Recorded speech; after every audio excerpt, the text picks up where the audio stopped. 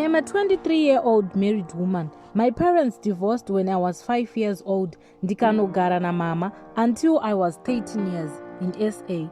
Vakanondisiya kwagogo in Zim with my 2 young brothers. Pese pavaiuya vaitengera vamwe zvinhu hobho, ini vaitengera 1 kana kushaya. Ndakuenda kuhigh school, things were not easy for me. I traveled 10 kilometers per day to and from school. Mama vanga vakugara nesu zvekare. Vaipopota kuti ndinonoka kudzoka kuschool vachiti havabhadharire hure because she thought ndinoita zvevakomana muroad. Asi kwaive kure, that's why I was always late. Whenever I tried explaining to her that ndinodzidza kure, I want to transfer padhuze, vaiti handina mari until I dropped out of school ndiri form 2. Ndikatanga kushanda mumba ndichienda kunight school.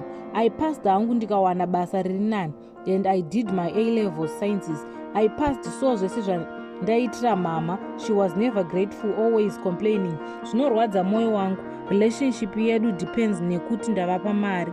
I had a boyfriend 2017, ndikaita nhumbu 2019, akanobvisa zvese zvinobviswa, tikazoita masungiro. Mama vakaramba kuti ndigare nawo okuuya kumba kwangu, and my husband haana maparents, so I hired a maid. Ndikazvara mwana ave ne7 days aisaita tsvina since azvarwe. Ndikachema kuna mama kuti uyaiwo muone if my baby is fine. She came musi iwoyo after we begged her with my husband.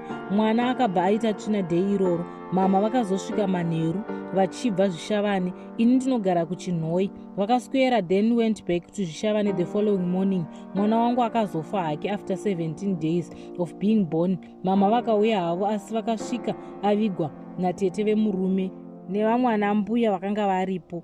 Ndakabva ndauya namama kuZvishavane kuzonyaradzwa after my son's death.